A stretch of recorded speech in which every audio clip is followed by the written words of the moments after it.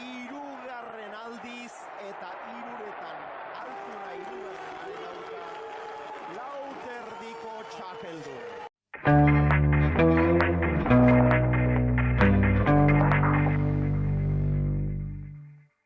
Zuri Txemapamundi, zukurratu baitzenuen bidea, itxirentzat, azkaratetarrei. Superdenda guztiei superbotereak ematen dizkizu Euskaltelek, eta orain Euskalteli esker zure negozioa tiket baira egokitzea doan aterako zaizu. Eskatu informazioa 1740 telefonoan edo sartu euskaltel.eus/superdendaken.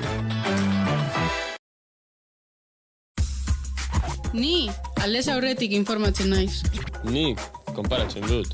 Nik badakit zer behar dudan. Nire eskubideak ezagutzen ditut. Nik estereotipoak baztertzen ditut. Zentzuz kontsumitu. Zure influencer onena, zeu zara. Kontsumobide.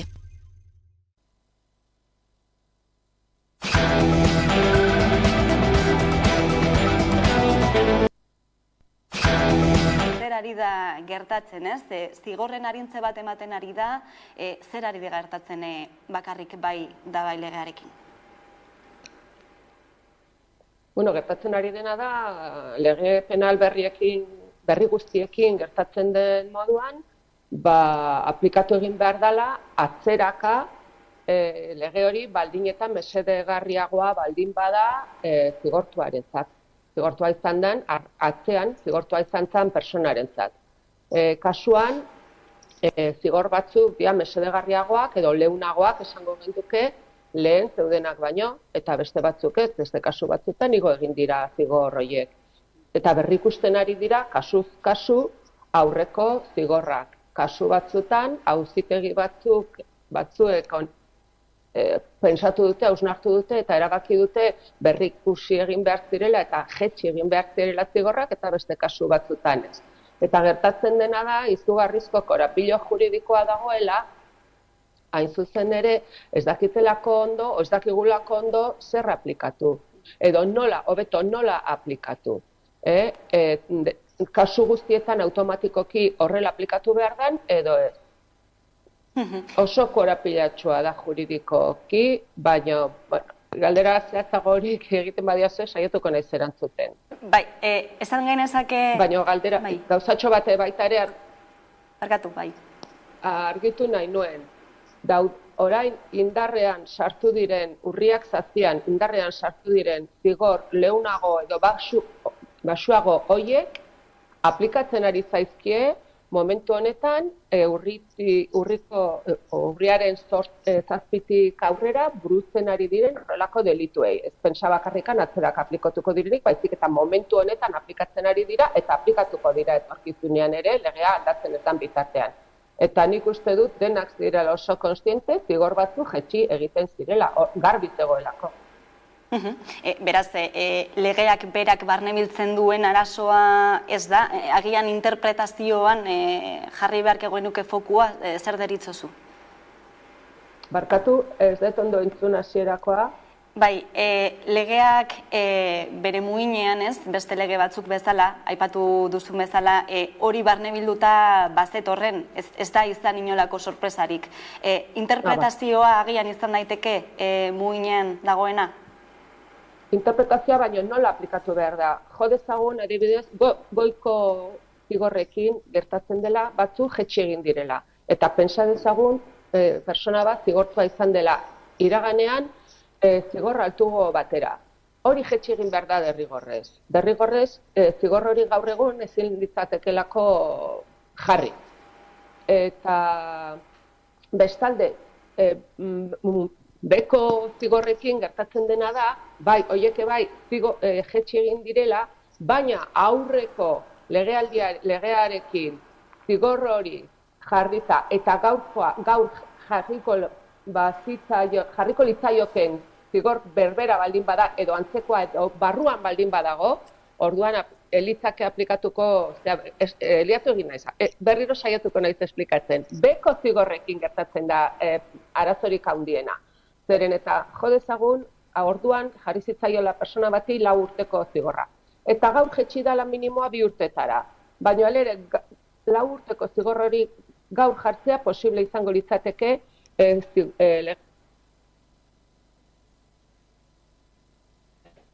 bat da automatikoki jetxi egin beharko litzakeela baita ere zigor minimo hori. Ez dakite ulertu dan edo ez, baina oso komplikatua da benetan juridikoki eta gertatzen dena da daudela interpretazio desberdinak, baino ez lege hau delako, baizik eta beste edozein legearekin arazo berbera izango litzakeela. Ulertzen duzu dena den sortu den arrabotz guztia lege honekin muinean ez? Abusua eta nola zen, markatu? Zer? Erasoa. Erasoa, barkatu. Abusua eta erasoaren arteko distentzio hori ezabatzen du? Baina hori ez da arazoa. Hori ez da arazoa. Berdin dio, egia da, zigor batzu jetxi direla, hain zuzen ere, abusoak erasotzat jotzen direlako gaur egun.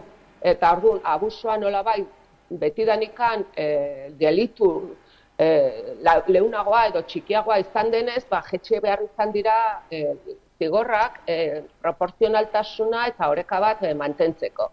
Baina hori ez da arazoa, ez da batek uste duela abusoak ez direla horrela zigortu behar, edo hori ez da arazoa, arazoa da oso teknikoa, esan dudan moduan. Eta gertatzen dena da, lege honek ez zeukala xedapen berezirik hori argitzeko, eta ordu zalantzan da, zigor kodeak, 95eko zigor kodeak zeukan xedapen berezi bat aplikagarria dan edo ez une honetan.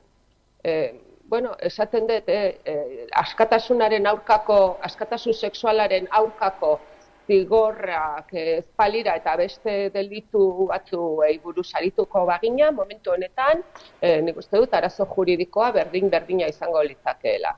Eta ez dut ulertzen ez, sortu den iskanbila, ez dut ezertan ulertzen, eta esan dut gaur egun horiek dira aplikatzen ari diran zigorrak, urriaren 7tik aurrera burutzen ari diran, eta etorkizunean zoritxarrez burutuko diran delituei, eta ez dut ulertzen zergatikan sortu den hau guztia. Nik uste dut oso konstiente zala berdintasun ministerioa, baita justizia ministerioa, baita ministroen kontseilu osoa, baita ere horren alde egin duten diputatu guztiek, zigor batzuk jetxi egiten zirela. Denek zekiten, eta orduan ez dut ulertzen momentu honetan zer gertatzen den. Eta gainea, oso desegokia iruditzen zait, legearen fokoa jartzea bakarrikan zigorretan, zigor kodean edo kode penalean sartu duen edo eragin duen aldaketan, nik uste dut legea oso lege ona dela, guztiz beharrezkoa, ezinbestekoa zela lege hau, eta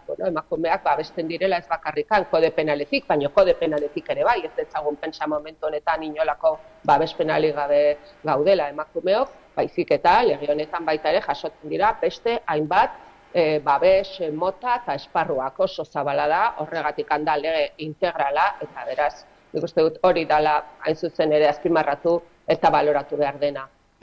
Bai, hori esan nahi nizun, ezta? Aurrera pauso bat izan dela zigorkodetik abusuaren termino hori ezabatu izana, eta zenolako intentzionalitatea egon daitekeen orain foku guztia honetan jartzearekin, ez? Nola ikusten duzu, nondik etor daitezke basalak eta guzti hauek orain? Ze intentzio egon daiteke?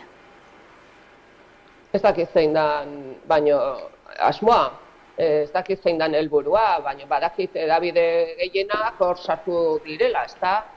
Eta politikoki ere erabiltzen ari dela hau, baita ere berdintasun ministeriotik eman den erantzun nahi iruditu zait beretan txarra epaileen aurka egitea, eta horrez dago arazoa.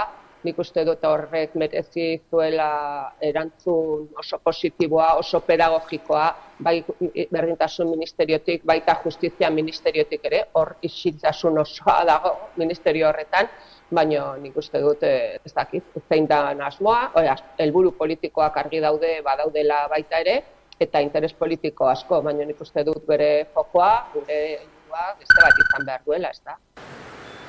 Zoilik baietz da baietz legearen interpretazioak ireki du sexu erasoengatik espetxedutakoen zigorrak berrik usteko aukera eta zenbait epaiek zigorrak murriztu dituzte. Beste batzuek aldiz ez edonola ere, eztabaida ireki da eta bi korronte dira nagusi. Batzuek diote legea erreformatu behar dela eta beste batzuek aldiz ezetz. Eta testuinguru horretan etorriko da azaroaren 25. Hau da, emakumeen gaineko indarkeria salatzeko eguna. 2020ko urtarriletik irailera arte, indarkeria matxistari lotutako delituak 14,6 hazi dira Araba, Bizkaia eta Gipuzkoan. Alegia ertzainak indarkeria matxistarekin lotutako 4.511 delituren berri jaso zuen Euskal Jaurlaritzak jakitera. Eman duenez, Nafarroan bestalde urtarrila eta iraila bitartean egunero 5,2 salaketa jaso dira, eta urteko bigarren hiruhilekoan delituak 11,7 hazi dira. Hala, azaroaren 25ean Euskal Herriko mugimendu feministak kaleak hartzeko deia egin du. Beldurra eta kontrolen aurrean, justizia feminista lelopean. Eskatuta gaude. Urteak daramazkigu indarkeria horei guztiei aurre egiteko antolatzen eta borrokatzen. Badakigu hori dela bidea. Gure arteko sareak eraiki, elkar zaindu, borroka komunak martxan jarri, ardurak hartu, gizonak interpelatu eta sistema errotik aldatzeko bideak eraiki. Autodefentsa feminista da horretarako dugun tresna eraginkorrena, eta antolakuntza feministaz boteretuko gara. Gizonak aipatu ostean, gaurko egun honetan ezin dugu esan gabe utzi gizonei dagokizuen ardura hartzeko exigitzen dizuegula.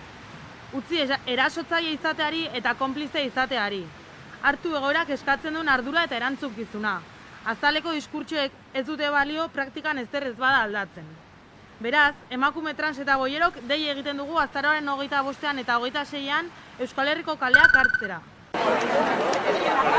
Oso rotuta dago, Euskadiko gizartean eta beste kultura guztietan ere, mundu osoan ezaguna den arazo larria da. Eta zalantzarik gabe gazteekin modu berezi batean, lan berezi bat egin beharko dugula. Belaunaldi berrietara erreparatzea ezinbestekoa izango da. Biolentzia matxistaren arazo honetan gizonezkoak eta badaude, eta gizonek nolabait interpelatu egin behar dietela beste gizonei, ezetza horretan ere, jarrera egoki bat emateko.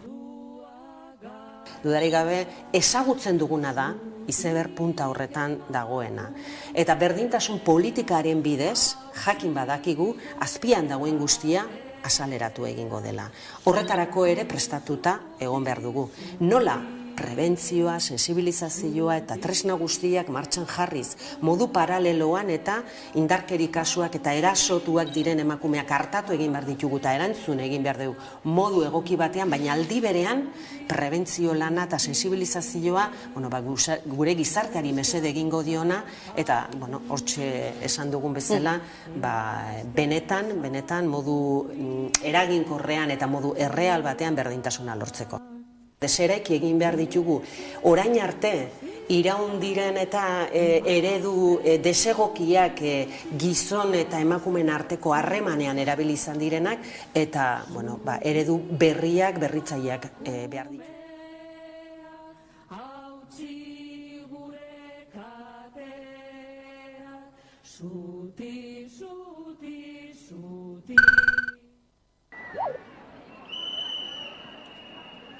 €1.000 eskaz, hori da Bizkaiko ehungintza, larru eta unitako eta merkataritza orokorreko langile askok jasotzen duten soldata ian gutxiago ez bada. Lan baldintzak guztiz prekarioak dira eta beharginak nazkatuta daude. Nosotras decidimos empezar las huelgas porque la situación que tenemos salarial es muy precaria. Entonces tenemos unos salarios a jornadas completas muy bajos.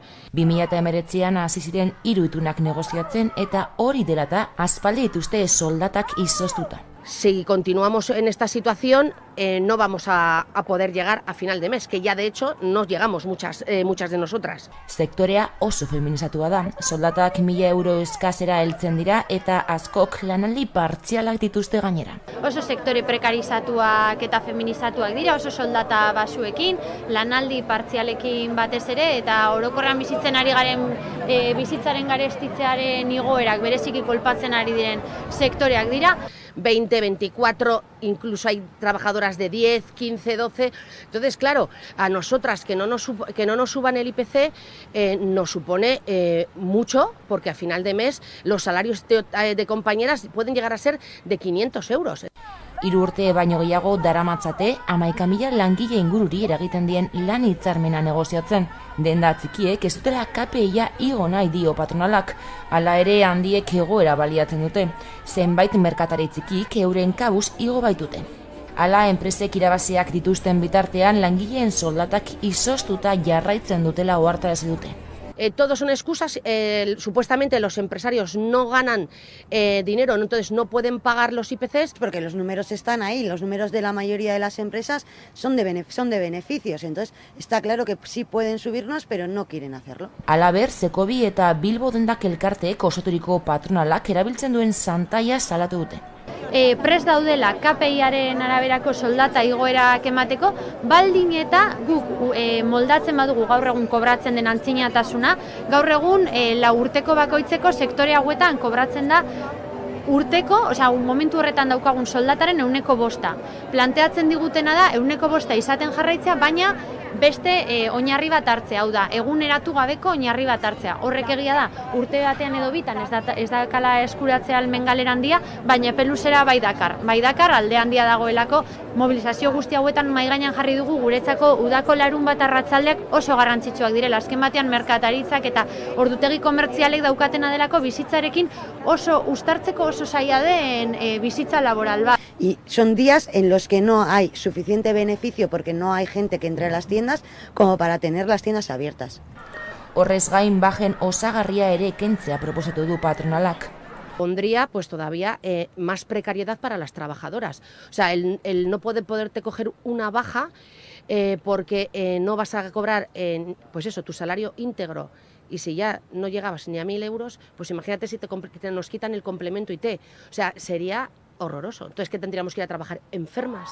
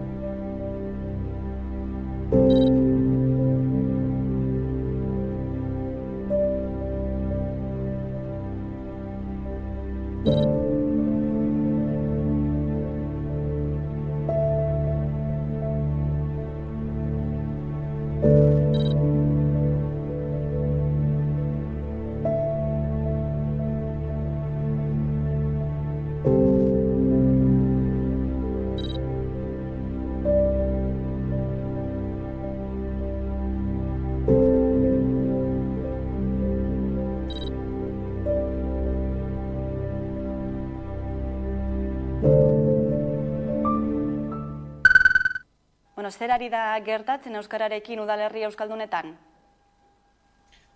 Esan duzun bezala, aztertu ditugu 2021ko zentsuan gora bera horiek, eta ikusten ditugu hainbat argitzal, keskatzeko badare arrazoiak, baina pixka positibotik hasteagatik edo, aipatu nahiko nuke gero eta udalerri euskaldunan gehiago ere badagola EAen, eta horietako gehienak emago kide direla, eta horrek adierazten digula, euskaldunon lurgune hori gero eta zabalagoa eta gero eta sendoagoa badala. Baina horrek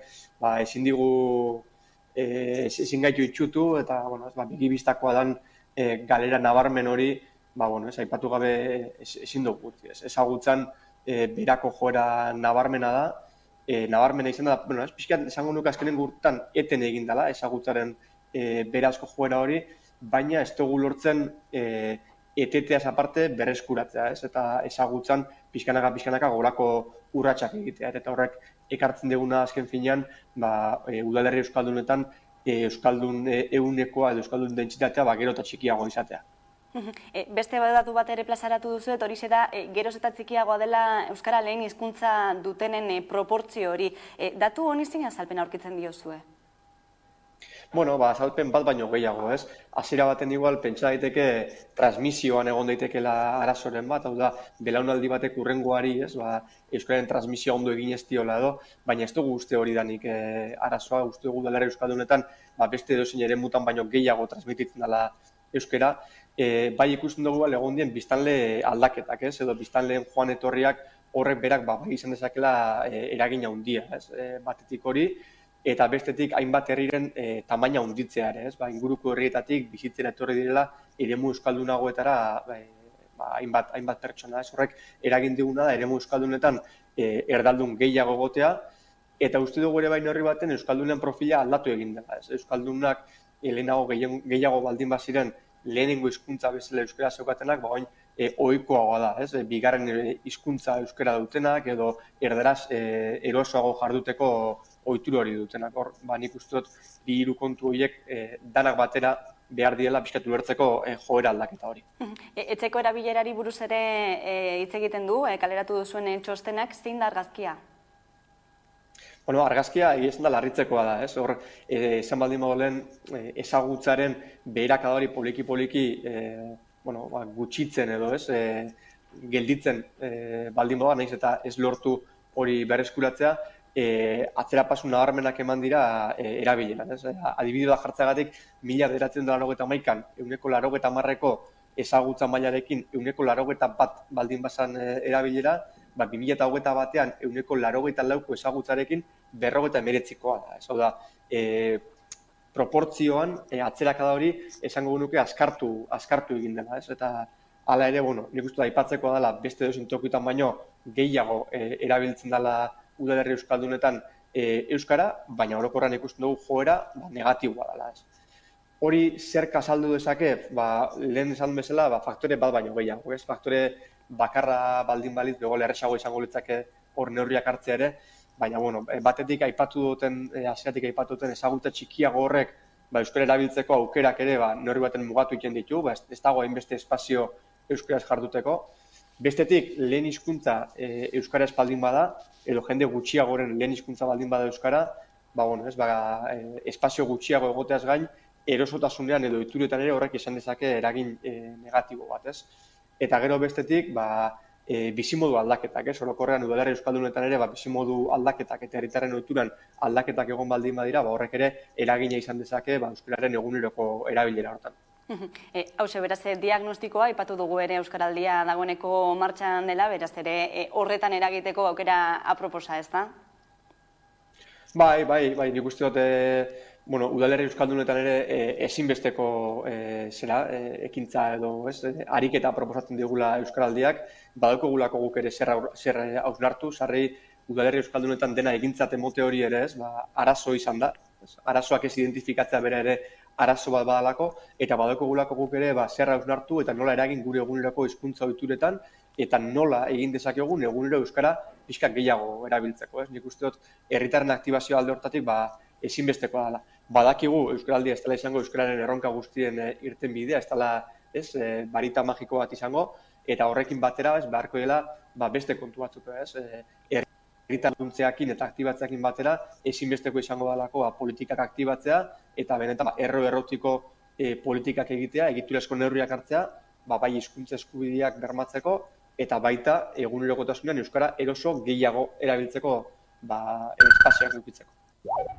Esazu hitz bat asendotuko naiz, hitz bakar batek sua pizten du maiz, martxan ipini ahota belarri, ari entzunari.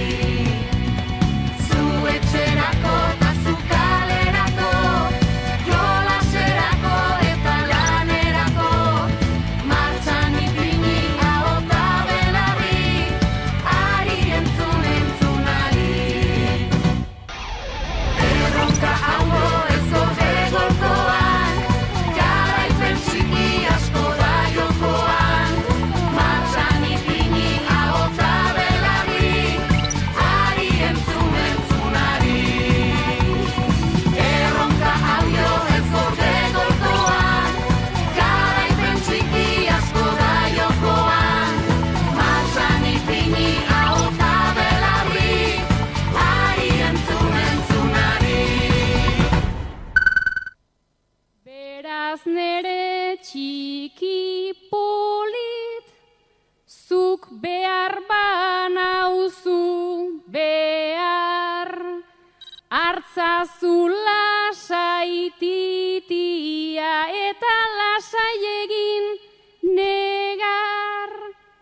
Ta nahi dugun erritmoan askatuko dugu elkar. Ta nahi dugun erritmoan askatuko dugu elkar.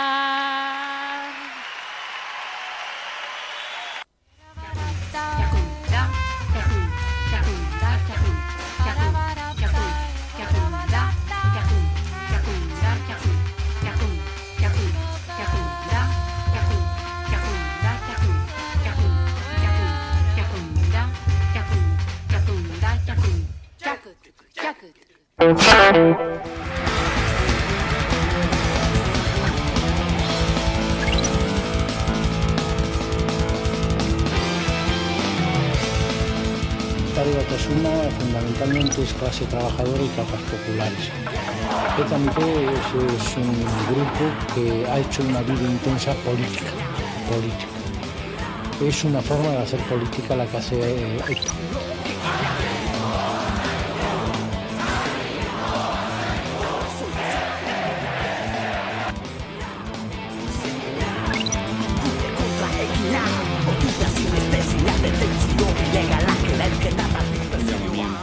A nuestro pueblo para que se evite que esta escalada de sufrimiento, de muerte, de dolor acabe anegando a nuestra sociedad.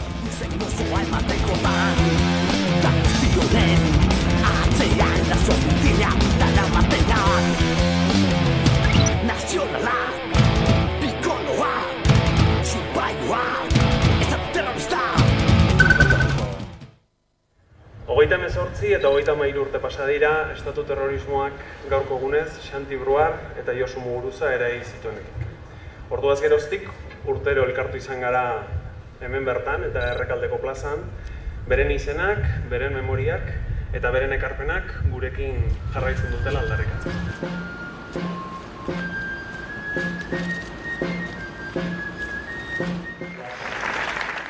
Ta dagokigu xede, zail bezain simplea, historia kontatu eta egitea.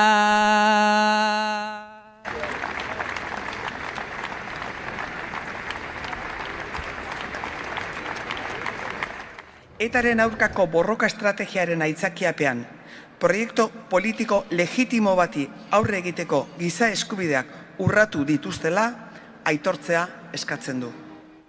Xantiren proiektua, Josurena, dagoenako ez dauden beste hainbatena. Gaur, hemen biltzen gaituen berbera. Imaginatzen dugu, imaginatzen dugu.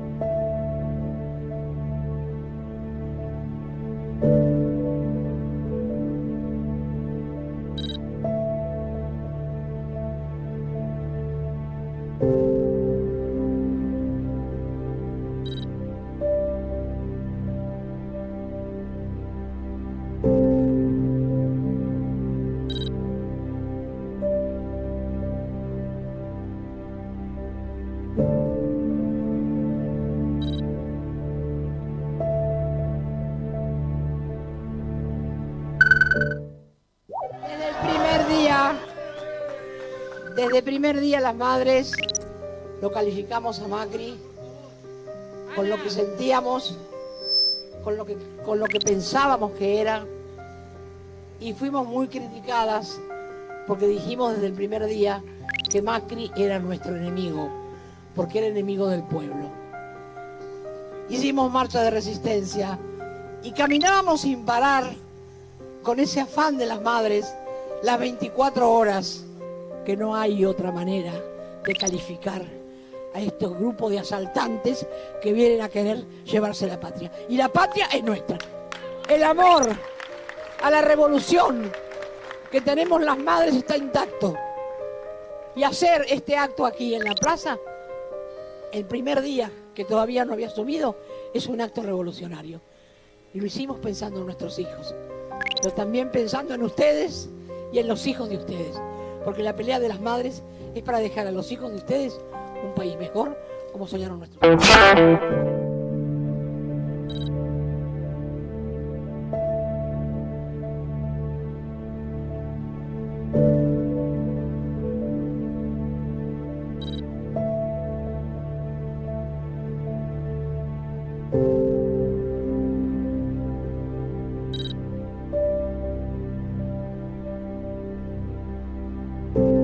Arazo nagusia da gure komunikazio virtual guztia pertsona baten esku dagoela eta oligopolioen esku dagoela. Ez daukagula beste forma bat komunikatzeko enpresa hauen azpian gertatzen diren interakzio ez gain, eta uste dut hor jarri behar dela fokoa.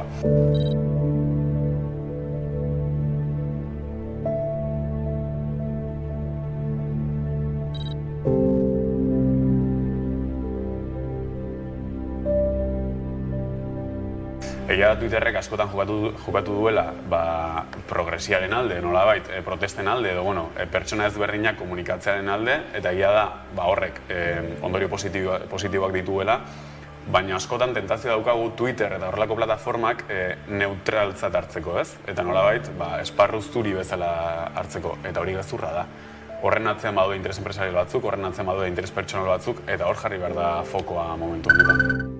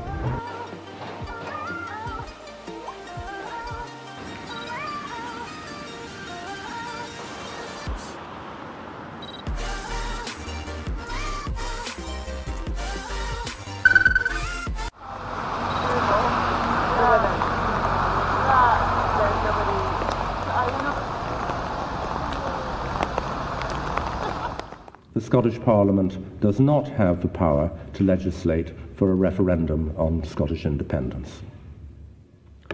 The court will now adjourn.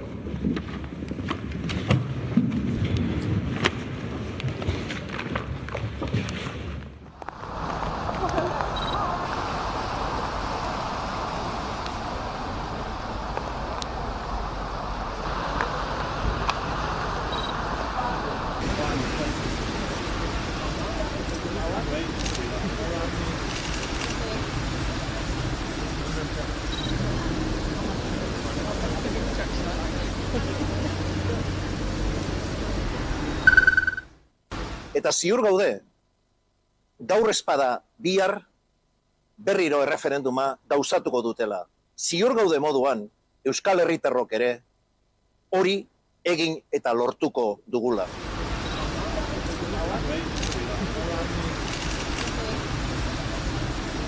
Alde batetik, autodeterminazioaren auzia Europa mailan ere jokatu behar dela, eta Europak ere baduela horren inguruan zeresana berresten dugu. Gora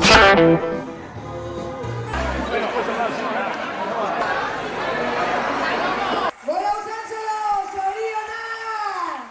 Zoriontzeko berba bakarrik dauz, ospatzeko egune da, ospatzeko, negarreiteko, besarkak emoteko, esateko, ostia, bide luzea izin den arren, lortu dugu, egin dugu posible. Borroka hau aspaldiko partez dator, da 1986ko ordezkariak ere baditugu. Heldu da bai garaia, udalerria gara, denon lanari esker, zorioneku, eta mailugarrenak gara. Gora Usantzolo eta Usantzolo herria da. Egungo krisi sistemikoa salatzeko Euskal Herriko eskubide sozialen kartak deituta, milaka herritar kalera atera ziren larunbatean hego Euskal Herriko hiriburuetan. Izan ere, soldaten eta prezioen arteko arrakala gero eta handiagoa da. Hego Euskal Herrian eta horretaz jabetuta hori gogor kritikatu zuten langileek eta pentsiodunek. Arazoentzako premiazko irtenbideak eskatu zituzten gainera, soldata eta pentsioen erosalmena berreskuratzea eta horiek KPIaren arabera igotzea.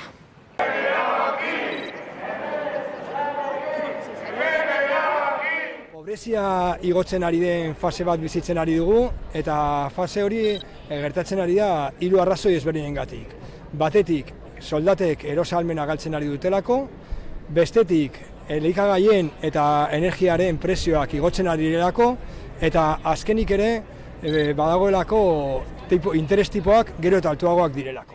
Eta guzti hori gertatzen ari den bitartean ikusten dugu nola, bai IBEX 35ko enpresak eta baita bankuek ere beraien irabaziak biderkatzen ari dituztela urtez urte. Euskal Herrian bi herrietatik bat bizitza duin baterako diru sarreren kopuruaren azpitik dago. Pobrezia edo pobrezia arriskuan dauden jende kopurua igotzen ari da. Gainera, emakume aurpegiarekin. Zenen ez ziren bakarrik planteatu pentsioen eta soldaten kontua. Baizik eta zerbitzu publikoarenak, etxe bizitzarenak eta beste hainbeste errebindikazioa.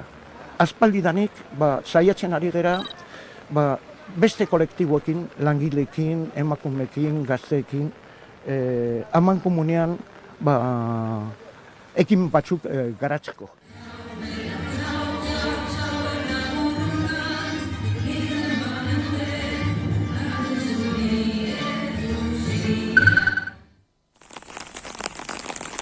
Klima larrialdiaren eta beroteen ondorioz, lehorte latza izan da iraganudan Euskal Herrian ere bai. Iparraldean esaterako Pirinio Atlantikoetako prefeturak krisi egoera ezarri zuen Ipar Euskal Herriko 95 herritan, eta zenbait neurri bete behar izan zituzten herritarrek. Hala nola baratzak ureztatzeko ordutegi murriztuak zituzten, eta guztiz debekatua zen ibilgailuen edota etxe aurrealdeen, teilatuen eta bide bazterren garbitzea, etxeetako igerilekuen betetzea edo iturri publikoen urez hornitzea. Bada zenbait herritar kexu dira eta salatu dute murriztapen gogor horiek laborariek pairatu zituztela bereziki, bero handiarekin batera ureztatzeko zailtasun handiak sortuz, asko uzta galdu zituztela. Egoera horretan baina Ipar Euskal Herriko golf zelaiek inolako arazori gabe eta biziki murriztapen ahulekin funtzionatzen jarraitu zutela adierazi dute. Horiek ala asteburuan arrangoitzen zenbait lagun elkartu dira golf zelaian baratzeba simbolikoki landatzeko asmoz. Gazteek planetaren eta klimaren alde duten konpromiso handia berretxina izan dute eta deitoratu bizi dugun larrialdi klimatikoan aberatsek eta gobernuek duten rola. Lurra, ura eta baliabide oro lantzen dituen arenak direla aldarrikatzeko baliatu dute ekimena. Krisi klimatikoaren aurrean instituzioei eskatu diete egiazko neurriak har ditzaten kalteak eteteko. Amaitu berri den COP27 goi bileraren bueltan azpimarratu dute herrialde aberatsei dagokiela sortu duten hondamendi klimatikoa onartu eta konpontzea. Ostera Euskal Herrian energiaren arloan ere burujabetzaren aldeko urratsak beharrezkotza jo dituzte energiaren banaketa justu eta eskuragarri bat behar dela adieraziz. Hiriburuko ikastolak negua berogailurik gabe hasi behar izatea deitoratu dute eta gazte guztiei deia luzatu diete ama lurraren alde borrokatzeko.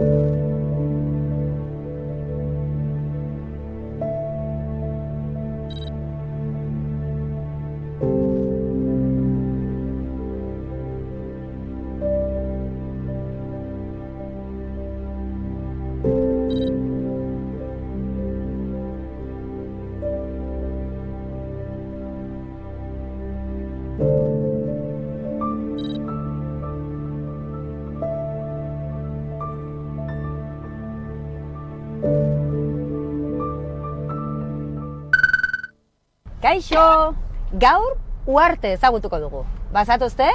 Guazen!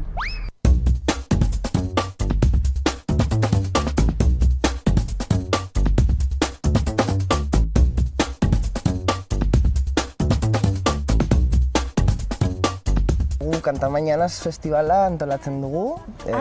Ormairudiena, Uharten gainera pila badaude. Hori da.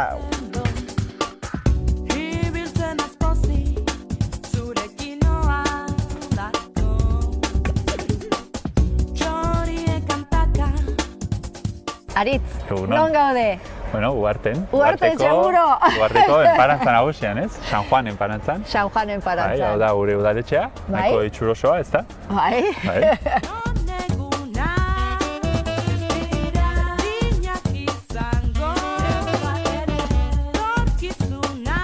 Ezaguna alda Uharte baratzen gatik edo? Hombre, bai, Uharte betidanik baratzak oso garrantzitsu handikoak izan dira.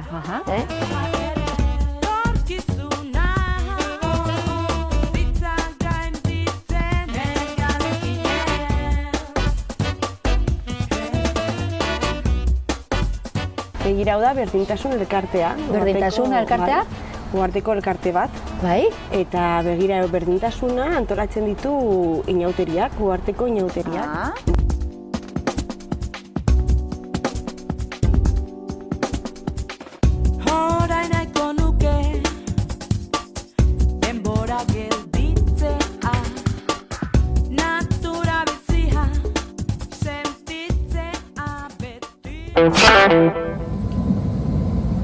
Klima aldaketaren borrokari dagokionez, anbizio eta zehaztasun handirik gabeko akordioarekin amaitu da COP27 goi-bilera Egipton.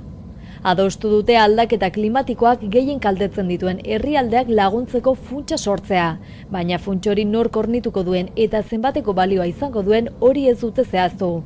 Akordioa beraz ez da nahikoa izan. Clearly, this will not be enough, but it is a much needed political signal to rebuild broken trust. Europar Batasunak eta klimaren aldeko elkartek ere atsekabe azaldu dute aurrez adostutakoetan atzera egin delako eta gas isurketak murrizteko ez delako neurririk adostu. Aurrera pausorik ematekotan klima aldaketak garapen bidean diren herrialdei eragin dien kaltea ordaintzeko konpromiso hori hartu izana da, herrialde aberatsenek euren gain hartu izana. Mekanismoa garatzen hasteko talde eragilea sortu dute, trantsizio komite izenekoa, 24 herrialdez osatua eta urtebetez landuko ditu ekimen horren funtzionamenduari eta finantzaketari buruzko xehetasunak, 2023ko COP28an onartzeko. Testu inguru honetan Greenpeacek aurrera pausotza jo du garapen bidean dauden herrialdentzako funtsen sorrera hori. Ez dituztelako beharrezko mekanismoak, ez dutelako behar bezalako baleak bide ekonomikoak, ez?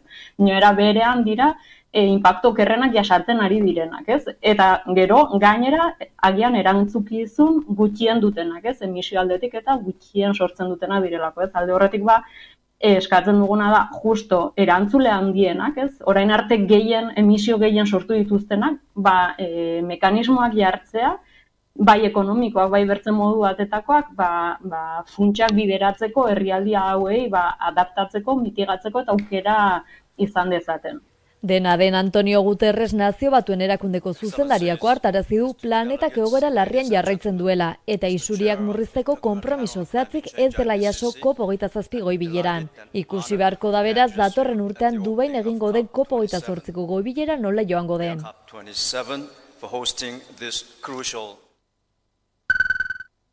Azken astean tentsioa goraka egin du, Polonian jartitako misil baten ondorioz, NATOko kide baten eremuan lehen hilakoak izan zirelako eta alarma guztiak piztu zirelako. Dena den, misilaren berri lehen aldiz izan genuenetik ona, zer nabarmenduko zenuke, bai informazioaren aldetik, zein gertaeren aldetik ere? Bueno, lehenik eta behin informazio aldetik, klasiko bat bilakatu dana gerra honetan, ez da? Mendebaldeko hedabideek zuzenean Errusiari egotzi zioten eta informazio askorik ez geneukan. Halere horren araberako adirazpen asko entzun genituen Europako zenbait liderren artean, hedabideen artean, eta bereziki Poloniar eta Baltikoko herrialden artean. Eta gero ikusi dugun bezalaxe, azkenean etzan Errusiarra izan. hori azpimarratuko nuke batez ere informazioari dagokionean. Bestalde, gertaerari dagokionean, horrelakoak gertatzen dira gerra egoera batetan. Kasu honetan ez da izan Errusia, izan zitekeen, beti ere bombakatzen danean herrialde bat, herrialde horretatik kanpo dauden lurretara iritsi daitezke bombak. Horatu dezagun 1989an, NATO Jugoslavia bombakatu zuenean, bombak iritsi ziren eta hildakoak sortu zituen, besteak beste, Bulgarian eta Sofia bere hiriburuan. Orduan, Errusia izan ziteken bai, baina netzan izan, eta azkenean Ukraina izan zen. Kontua da horrelako egoera batek sor zezaken arriskua oso handia zala, eta batzuk bazirudien pozik zeudela. Errusia izan zitekeelako edo. Ameriketako estatu batuetatik askar, ordu gutxitan atera ziren eztanez, zuhurtzia eskatzen behintzat, argitu arte ez, noren azten misio hori, edo era askarrean ere agertu zen misila Errusiarra etzela eztanez. Zure iritziz, hain askar, hain era askarrean agertu izan da misila Errusiarra etzela baiestatzen zeren isla izan zen hori. Zuhurtzia hitz egin daiteke, zeri erantzuten dio? Dudari gabe hor, esango nuke 3 herrialdek zuhurtzi handiarekin ibili zirela, batez ere beraien gobernuak, Parisen eta Berlinen etzen ezer esan, hasieratik, isilik geratu ziren, seguruenik informazio gehiago eduki arte, jakinik Errusiar misilak baldin baziren, egoera arriskutsua izan zitekeela. Izan zitekeelako arrisku nuklear batentik gertuen egon garen unea, seguruenik Kubako misilen garaitik. Dozen kasutan, hor Amerikako Estatu Batuetan ere gobernuari dagokionean bazirudien zuhurtziaz ere aritu zirela, eta azkar alboratu zuten Errusiar hipotesia, seguruenik jakinik Errusiarrak izan balira, eta jakinik Poloniak eta Baltikoko herrialdek eta Ukrainak duten gogoa gerra eskalatzeko, gerra goratzeko, egoera oso arriskutsua sor zitekeela. Argi dagoena da guztionekin, Ukraina bakarrik gelditu dela, misila Errusiarena dela esatean, honek zeineratara baldintzatu dezake gerraren bilakaera? Garbi dagoena da, Ukraina erridikuloa egiten ari dela momentu honetan. Hori Amerikako Estatu Batuetatik ere adierazi izan da, azkeneko gunetan, ez da? Hain zuzen ere, tematzea honetan ez dakalako zentzurik, garbi dago, datu guztiak esaten dute argi eta garbi, defensa aereo antimisil bat dala eta Ukrainarra dala. Beraz, alde horretan tematzeak ez dio mesede egiten Ukrainari, eta horrela dirazi diote mendebaldeko zenbait edabide eta gobernuetatik. Hortik aurrera zertan eragingo duen gerra honetan, badirudi oraingoz duela eragingo, Ukraina izan baita, eta Ukraina, naiz eta kasu honetan bere misilak Polonian erori, NATOko herrialde batetan, garbi dago NATOk ez duela erasotuko Ukraina. Izan ere, Ukraina NATOren zerbitzurari da gerra egiten momentu honetan Errusiaren kontra. Beste berri bat ere, egunotan heldu zaiguna, hori da Nord Stream gazbidarekin lotutakoa, hain zuzen ere matxuraren arira ez, Suediak lehergailuen arrastoak aurkitu dituelako bertan, zer esaten digu honek? Jakina da zer gertatu da Nord Stream.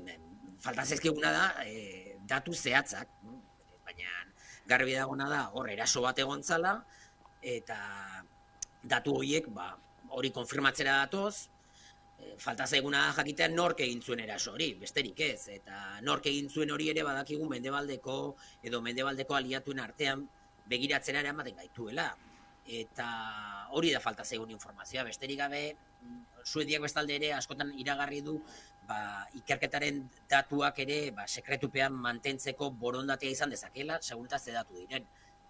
Alemaniak berak ere antzerako adierazpenak egin ditu, beraz, garbi dagoena da, erasotua izan zala Nord Streama, kontua da nork erasotu zuen, garbi dagoena da erasoa etorri baldin badan baitetik mendebaldetik edo mendebaldeko aliatuetatik etorri dela. Eta hori argitzea, ez dakigu inoiz jakingo dugun benetan nork egin zuen. 21. mendean aurrera egin ahala, klima aldaketaren ondorioek eragina izango dute itsasoaren batez besteko mailaren igoeran, eta horrek kalteak sortuko ditu inguruko herritarrengan. Ildo horretan Gipuzkoako Foru Aldundiak Pasaiako udalaren eskutik klima larrialdiak bertan eragindako kalteberatasunari buruzko azterketaren berri eman du. Ebaluazio txosten horrek Pasaiako badian izan daitezken arrisku proiekzioak eta balizko eraginak biltzen ditu. Ondorioek adierazten dute mende honen bigarren erdian uholdeak jasateko arrisku handia dagoela Pasai Antxo, Herrera eta San Pedron eta Donibaneko zati batean. Halaber aurreikuspenik txarrenen arabera portu ere urpean geratuko litzateke. Gipuzkoako itsasoaren eta kostaldearen behatokiaren fokus txostenak adierazten duenez, Bizkaiko golkoko itsasoaren batez besteko maila 1,7 eta 3,4 zentimetro hartan igotzen ari da hamarkada bakoitzeko 90ko hamarkadatik. Pasaiari dagokionez asmatu enpresak egindako txostenak aurreikusten du 2100 urterako ur maila 50 zentimetro eta 2 metro hartan igoko dela. Ondorio horietara iristeko azterlanak hainbat faktore analizatu ditu. Uraren temperatura, olatuen aldaketa edo gizakiak ibai eta itsasertzeetan duen eragina. Aurrera begira izan dezakegun arazoaren aurren zein neurri hartu beharko litzateke. Horretarako lanean ari dira Gipuzkoako Aldundia eta Pasaiako udala. Proposamenetako bada horma perimetral bat eraikitzea, funtzio bikoitzarekin. Ura Pasai Antxonez sartzea eta Molino errekastoa bideratzea. Portuaren barneko eremua eta aldameneko herriak babestiko 10 kilometroko horma bat eraiki beharko litzateke, perimetroko babes dikeekin. Neurri zuzentzaileen artean ere aurre ikusten da badiara sartzeko eta irteteko itsasartean esklusa bat eraikitzeko aukera, portuaren barneko hormaia erregulatzeko.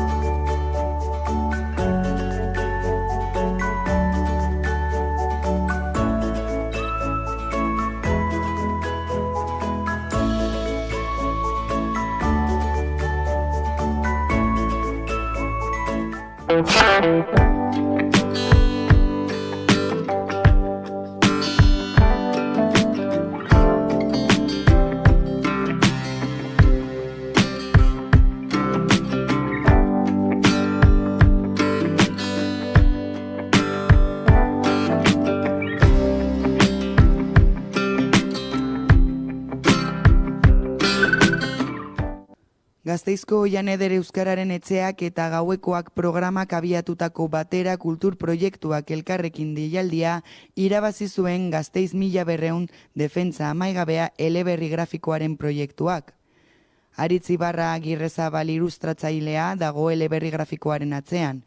Gasteiztarrak urte eta erdia eman du bere lehenengo eleberri grafikoa dena marrazten. Ibarrak Fernando Sánchez Aranaz historialaria eta Martin Txipia elkartearen laguntza izan du. Gure historiaren pasartea oso ezezaguna da zoritxarrez gasteiztarren artean eta euskaldunen artean oro har, eta komikionen helburua apur bat da egoera iraultzea eta gertakizun hau gizartaratzea. Komikian Gasteizko setioa eta bere testuingurua azaltzen dituzte. Hiriaren aurkako erasoaldia Alfonso Zortziak buru zuen, Gaztelako Erresumako gudarosteak burutu zuen. 1189-1200 urteen bitartean, Nafarroako erresumaren mendebealdeko lurraldea konkistatzeko kanpainan, antzo zazpia Nafarroakoaren garaian. Gazteiztarrek zuarki defendatu zuten hiria, bertan gotortuz eta zetio 8 edo 9 hilabetera luzatuz. Irakurlea defentsa ikaragarri honetan murgiltzea da asmoa. Txiki geratu da leidorko holtza, etzegon hilara motza, ta geldiegoteko hotza, bertxoz eskertu nahi dizuegu minutu bakoitza. Bertxoz eskertu nahi dizuegu minutu bakoitza.